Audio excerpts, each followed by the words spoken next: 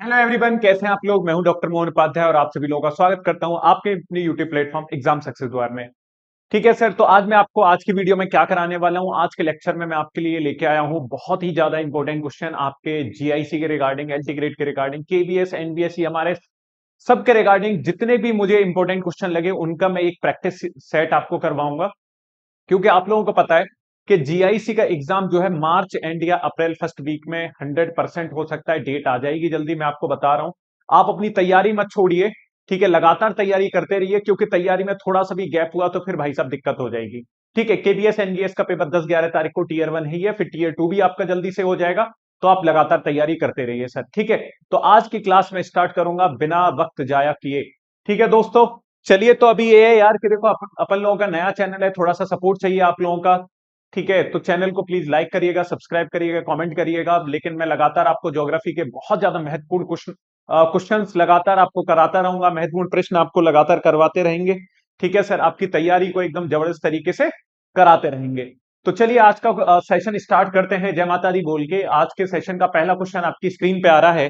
आज के सेशन का पहला क्वेश्चन है, निम्नलिखित में से कोई एक का जनसंख्या की प्राकृतिक वृद्धि प्रतिफल है। बताइए सर, जनसंख्या का प्राकृतिक वृद्धि फल कौन सा है, ये बताना है आपको।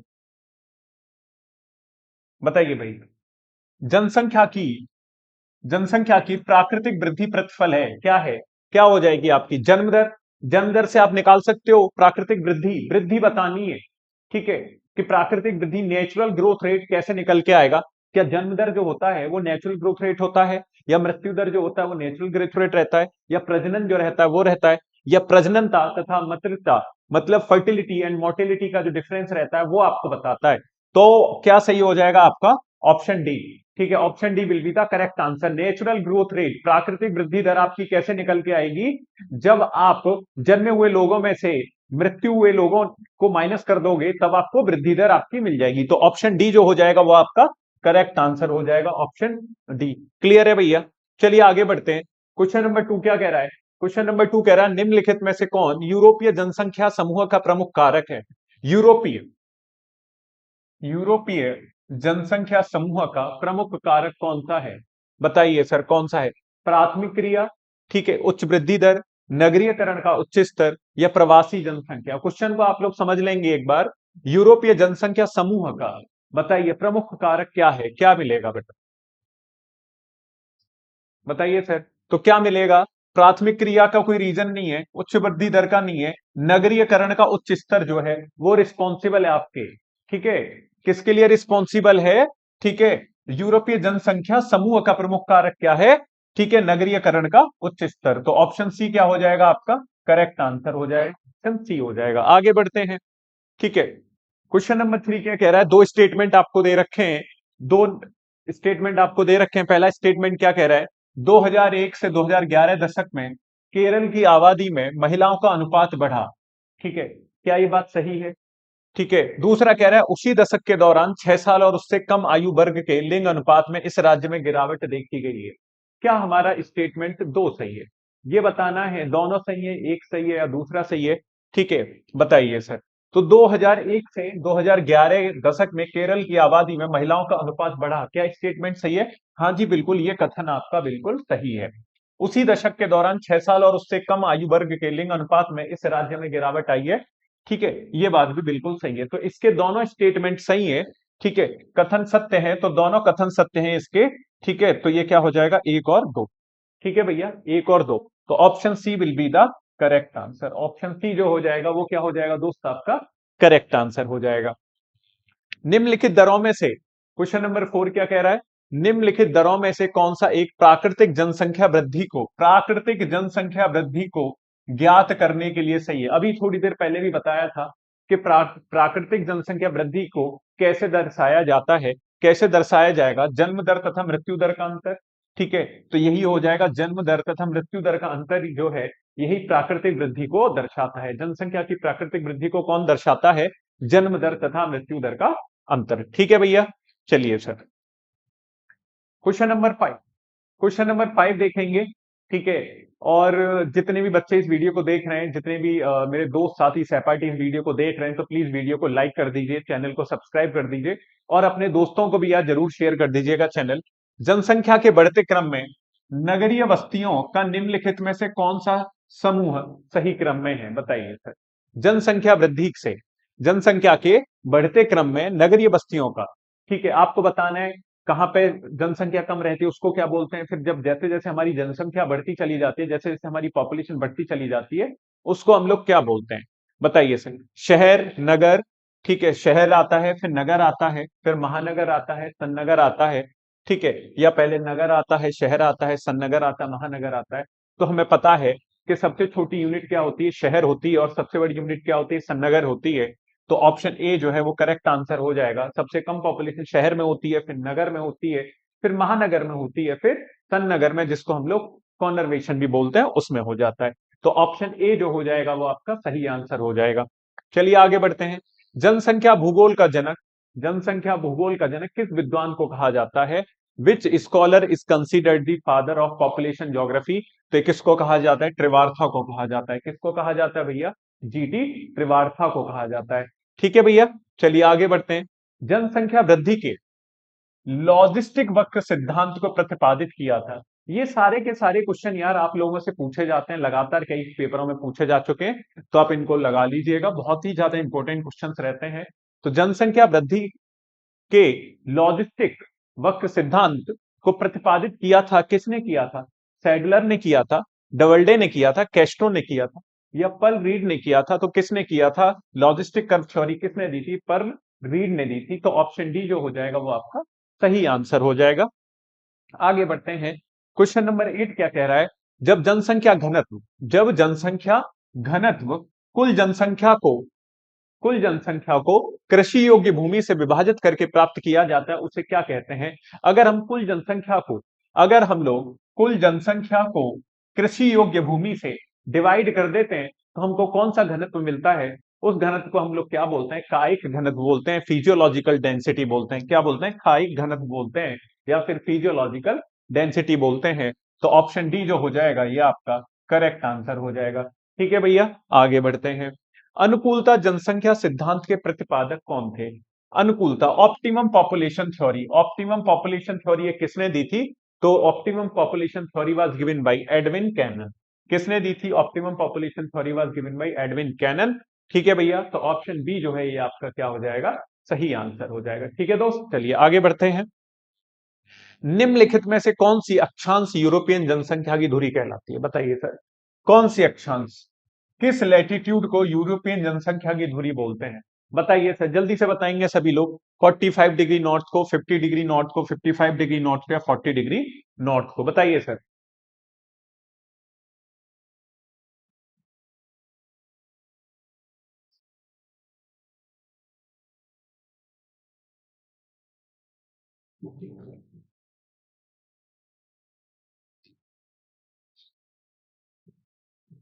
बताइए सर, किसको बोलते हैं?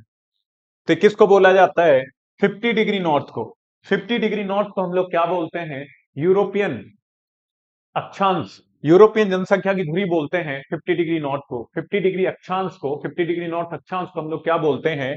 यूरोपियन जनसंख्या की धुरी, क्योंकि सारी की सारी जनसंख्या जो है यूरोप की वो कहां पे कंसंट्रेट है? 50 डिग्री नॉर्थ लैटिट्यूड पे। ठीक है भाई, चलिए आगे बढ़ते हैं। गणितीय घनत्व का अर्थ है, बताइए सर, गणितीय घनत्व का क्या अर्थ रहेगा, बताएंगे सभी लोग। अभी हम लोगों ने कायिक घनत्व पढ़ा था, तो कायिक घनत्व में हम लोगों ने क्या पढ़ा था? Total population divided by total arable land. ठीक है, ये क्या हो जाएगा? गणितीय घनत्व का क्या अर्थ रहता है? कुल क्षेत्रफल और कुल जनसंख्या का अनुपात। ठीक है, total area divided by total population, यही मेरा क्या हो जाता है? ठीक है, गणितीय घनत्व हो जाता है। ठीक है भैया, क्या हो जाता है? गणितीय घनत्व हो जाता है। आगे बढ़ते हैं। विश्व के जनसंख्या संसाधन प्रदेश निर्धारित करने वाले विद्वान का नाम है, बताइए sir. The scholar who identify the world's population resource region is, कौन है? माल्थस है, मार्क्स है, एकरमैन है, या फिर जिमरमैन है? जल्दी से बताएंगे भैया कौन है? कौन है भैया, जल्दी से बताएंगे। तो ये कौन था? ये एकरमैन था। ठीक है भाई, चलिए विश्व में किस देश की जनसंख्या का वर्ष 2017 में 2017 में घनत्व न्यूनतम था? बताइए सर, किस देश की जनसंख्या का वर्ष 2017 में घनत्व सबसे कम था? ऑस्ट्रेलिया का, मंगोलिया का, आइसलैंड का, कनाडा का? बहुत ही फैक्चुअल क्वेश्चन है, बहुत ही फैक्चुअल क्वेश्चन है भाई। इन चार कंट्री में से क्या था? ठीक है, किसका था? मंगोलिया का। किसका भैया? मंगोलिया का। आया हुआ प्रश्न है ये, आया हुआ प्रश्न है। ठीक है। क्रिस्टोलर सिद्धांत के अनुसार केंद्रीय स्थान K7 पदानुक्रम का निर्धारण किस नियम के अनुसार होता है? बताइए सर। K=3, K=4 और K=7, ये तीन वैल्यू दी थी क्रिस्टोलर ने। ठीक है भैया, सेंट्रल प्लेस थ्योरी में। तो K=3 किसका था? मार्केटिंग का था। K=4 ट्रांसपोर्ट का था। और K=7 किसका था भैया? आपका एडमिनिस्ट्रेशन का था। ठीक है भैया, तो इसका आंसर क्या हो जाएगा? प्रशासन। क्या क्या आंसर हो जाएगा? प्रशासन। चलिए आगे बढ़ते हैं। बताइए, सूची 1 का मिलान करना है सूची सेकंड से। ये जो कॉन्सेप्ट है ये किसने दिया आपको, ये बताना है। जल्दी से क्वेश्चन पढ़ेंगे, आंसर देंगे सभी लोग।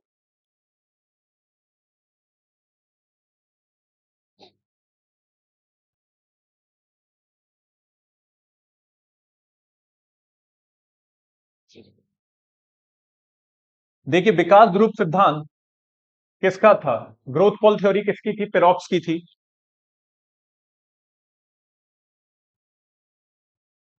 ग्रोथ पॉल थ्योरी किसने दी थी? पेरॉक्स ने दी थी। क्षेत्र विश्लेषण किसका था? वॉल्टर इजार्ड का था। तो बी का सेकंड और सी का फोर्थ। आर्थिक वृद्धि अवस्था, आर्थिक वृद्धि अवस्था किसकी थी? रोस्टोव की थी। और अधिवासी पादुक्रम किसका था? क्रिस्टोलर का था। ठीक है, बात समझ में आ गई। तो ए का फर्स्ट, बी का सेकंड, सी का फोर्थ, ऑप्शन सी जो है वो राइट आंसर निकल के आएगा आपका। ऑप्शन सी, ऑप्शन सी आपका राइट आंसर निकल के आएगा। ठीक है भैया, आगे बढ़ते हैं। ये आपका फिर दे रखा है, इंग्लिश में दे रखा है। जनसंख्या घनत्व के अनुसार सही अवरोही क्रम है, डिसेंडिंग ऑर्डर बताना है भैया आपको। जनसंख्या घनत्व के अनुसार सही अवरोही अनुक्रम है। बताइए सर, डिसेंडिंग ऑर्डर कौन सा सही है? बताइए, सबसे ज्यादा कहां पे डेंसिटी मिलेगी, फिर कम कहां पे मिलेगी, फिर कम कहां मिलेगी, और सबसे कम कहां पे मिलेगी, आपको ये बताना है। बताएंगे सर सभी लोग।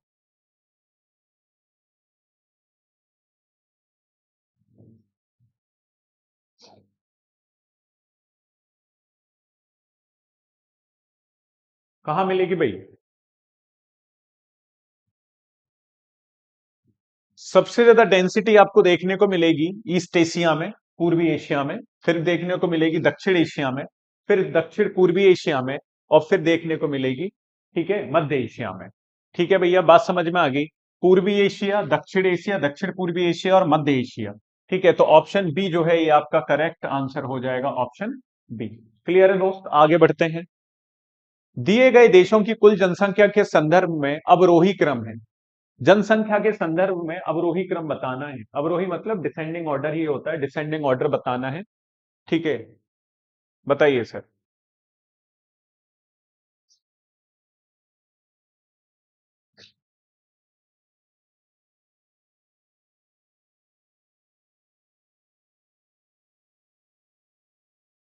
बताएंगे भैया।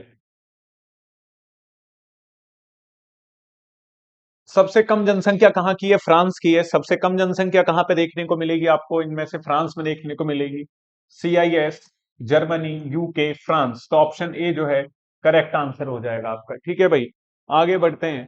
संयुक्त राष्ट्र संघ के संयुक्त राष्ट्र संघ के जनसंख्या विभाग के अनुसार न्यूनतम प्रजनन दर है किसके? यहाँ पे आपको न्यूनतम प्रजनन दर देखने को मिलेगी ऑस्ट्रेलिया में, फ्रांस में, इटली में, स्वीडन में। बताइए सर। ठीक है। लोएस्ट फर्टिलिटी, फर्टिलिटी रेट क्या रहता है आपका? कि कितने नंबर ऑफ चिल्ड्रन आपके पैदा हो रहे हैं पर 1000 लोगों पे, वो फर्टिलिटी रेट हो जाता है आपका।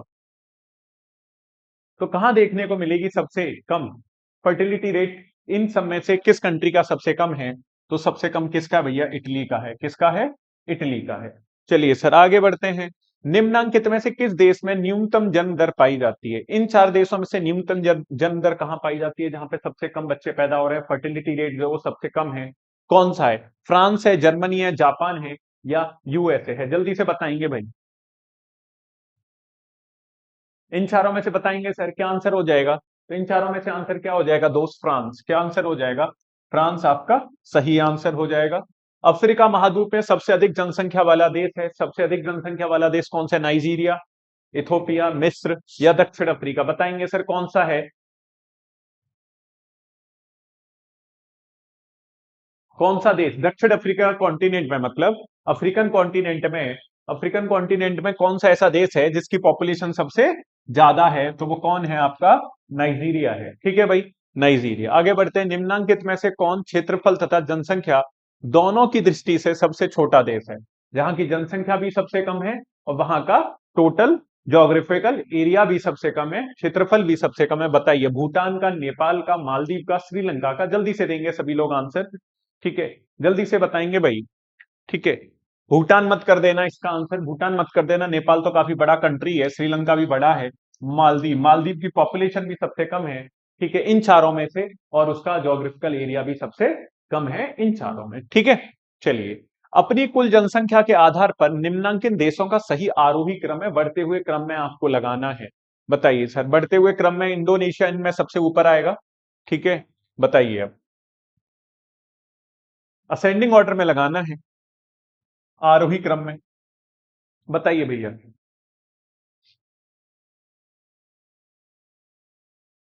बताइए कौन हो जाएगा सबसे ज्यादा? India, China, USA.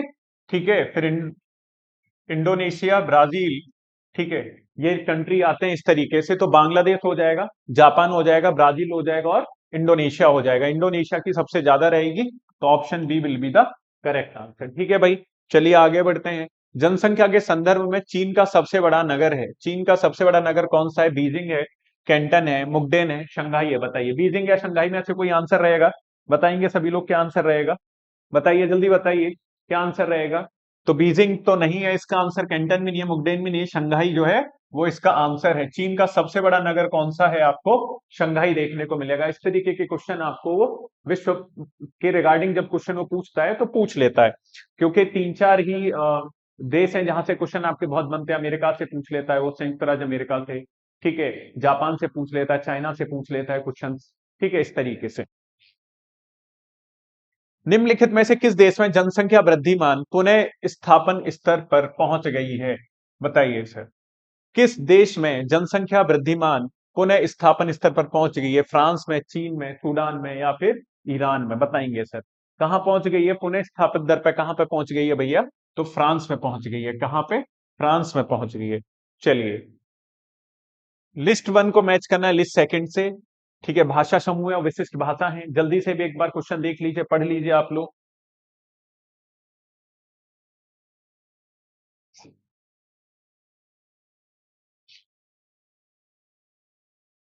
तो भाषा समूह द्रविडियन, द्रविडियन हो जाएगा येरू कलाडी। ठीक है, और इंडो यूरोपियन हो जाएगा बंजारा, ऑस्ट्रिक हो जाएगा संथली, तिबेतो बर्मन हो जाएगा बोडो।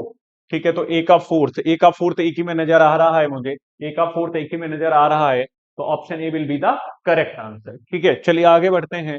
येलो पीपल के रूप में कौन जाना जाता है? मोंगलोइड्स को बोलते हैं, नीग्रोइड्स को बोलते हैं, ऑस्ट्रेलोइड्स को बोलते हैं और कॉकेसोइड्स को बोलते हैं? बताइए सर, किसको बोला जाता है? जल्दी से बताएंगे।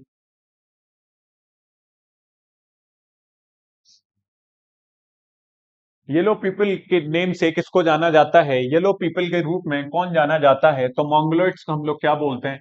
Yellow people. ठीक है भैया, बात समझ में आ गई। चलिए आगे बढ़ते हैं।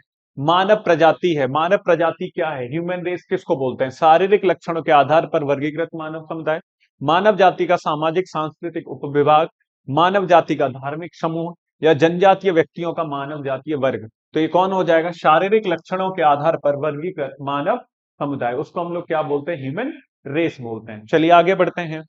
नॉर्डिक प्रजाति कहां पाई जाती है? नॉर्डिक प्रजाति आपको कहां देखने को मिलेगी? तो ये नॉर्थ वेस्ट यूरोप में देखने को मिलेगी नॉर्डिक प्रजाति, नॉर्डिक रेस आपको। चलिए आगे बढ़ते हैं। विभिन्न प्रजातियों का समान अवस्थिति में निवसित अंतर क्रियात्मक समूह कहलाता है। बताइए सर क्या कहलाता है?